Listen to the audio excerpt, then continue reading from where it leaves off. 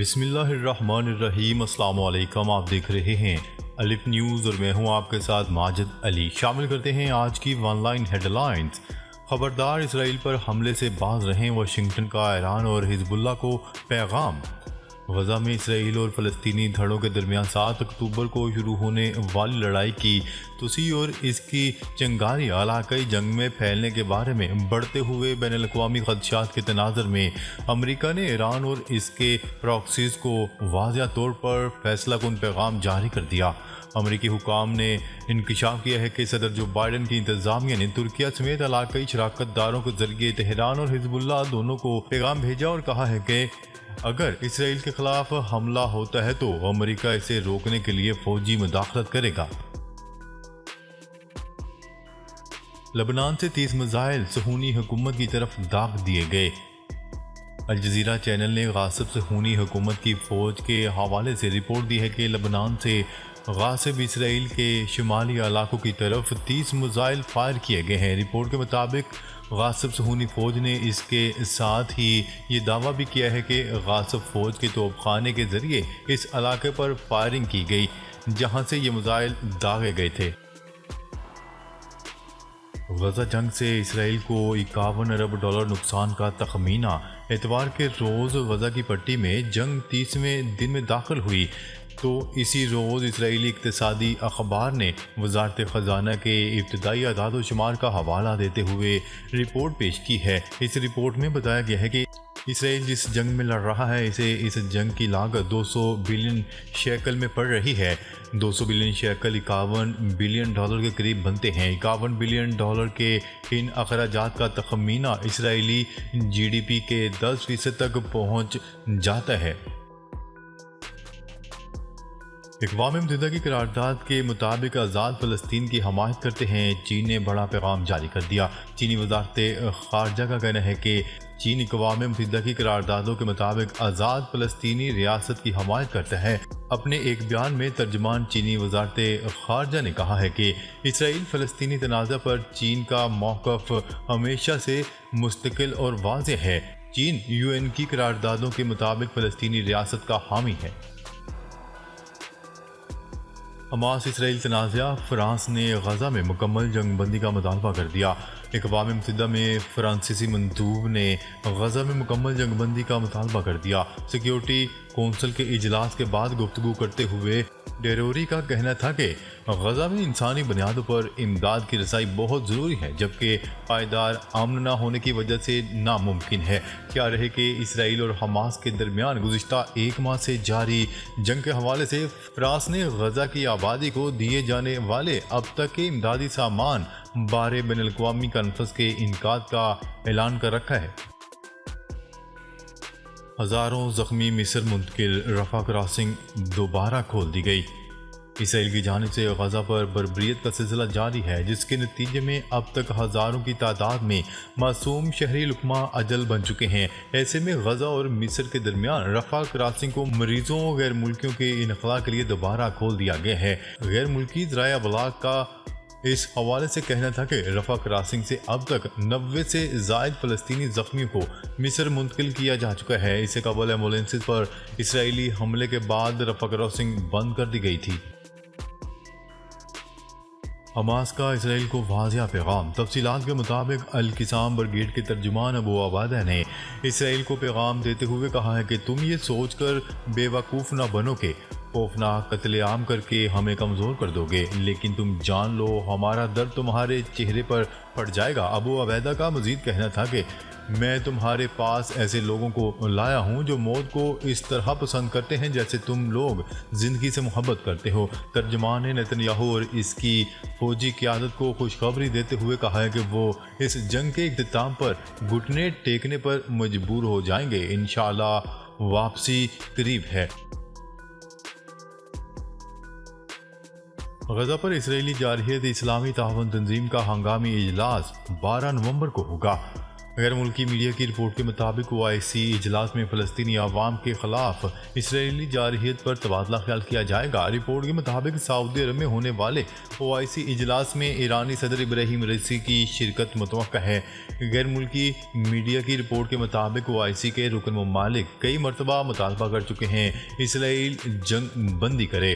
غیر ملکی میڈیا کی رپورٹ کے مطابق غزہ پر اسرائیلی بمباری سے شہید فلسطینیوں کی تعداد 10,000 سے اوپر جا چکی ہے۔ غزہ پر جاری اسرائیلی جارحیت کے خلاف نیو یارک میں یہودیوں نے احتجاج کرتے ہوئے غزہ میں جنگ بندی کا مطالبہ کر دیا۔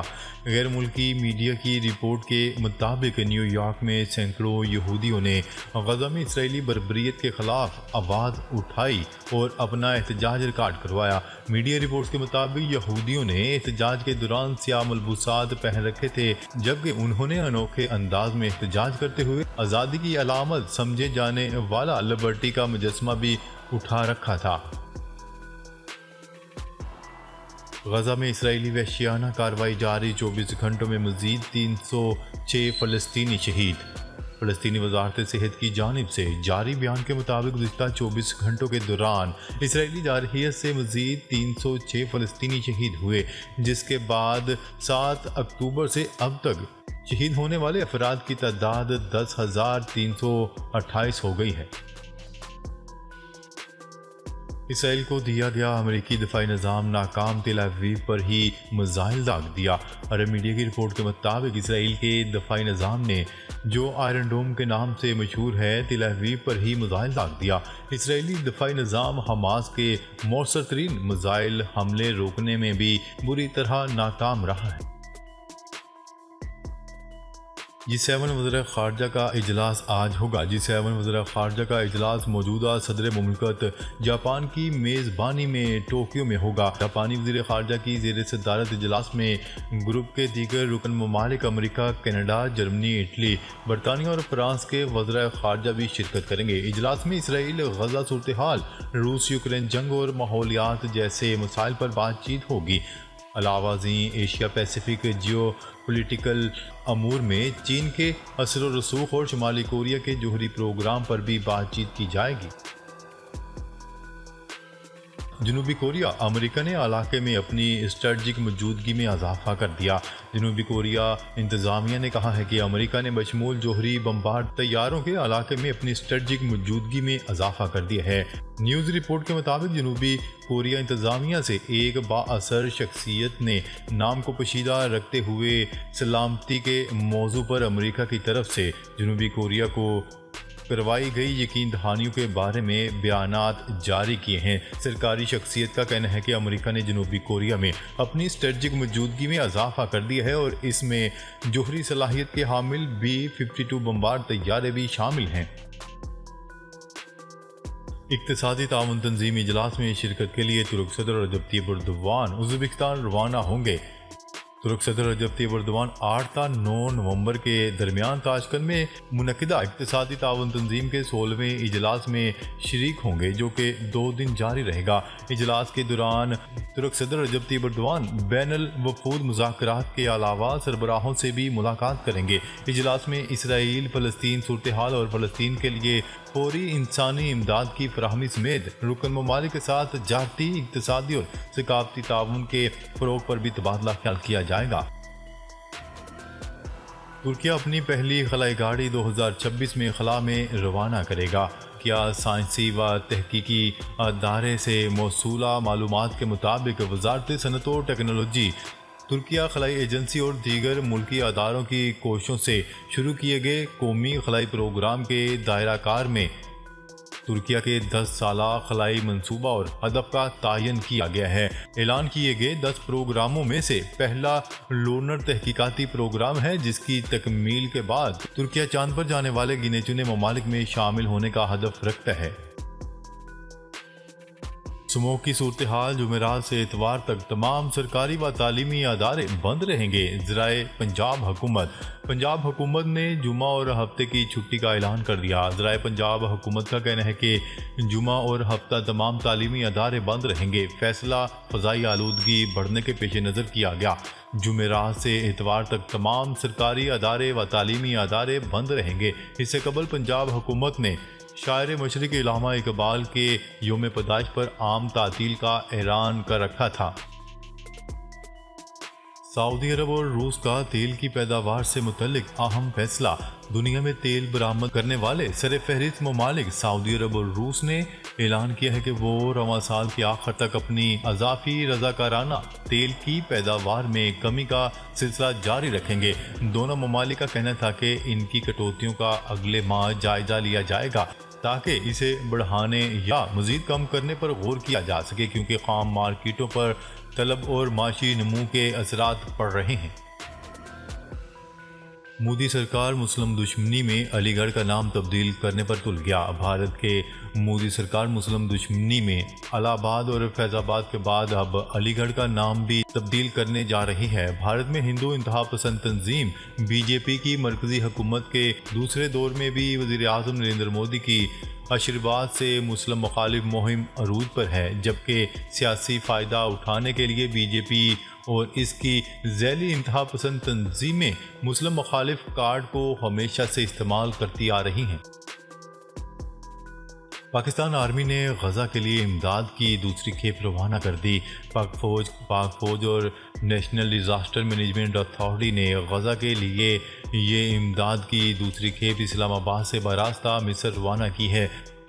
قبل ازیں پاکستان مظلوم فلسطینی بہن بھائیوں کی امداد کی غرض سے موسم سرما کے لیے 1000 خیمے، 4000 کمبل اور 3 ٹن ادویات بھیج چکا ہے۔ پاکستان کی جانب سے روانہ کی گئی دوسری کھیپ کا مقصد متاثرین غزہ کو مزید ریلیف فراہم کرنا۔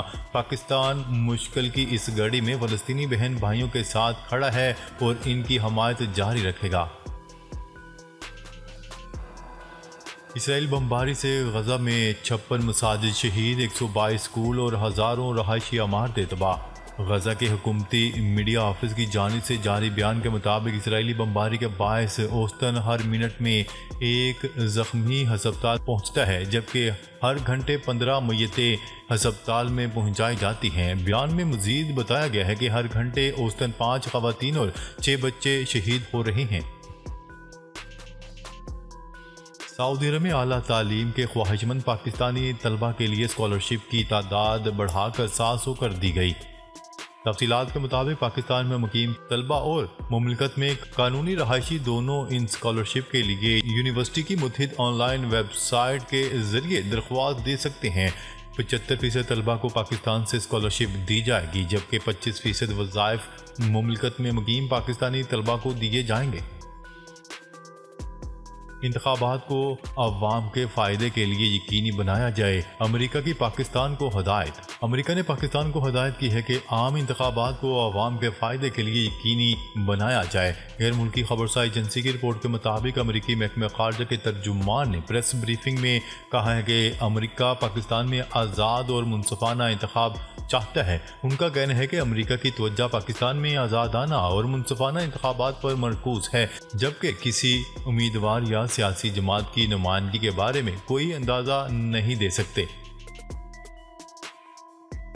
امریکہ پاکستان سے 25,000 افغانوں کی بے دخلی روکنے کے لیے سرگرم۔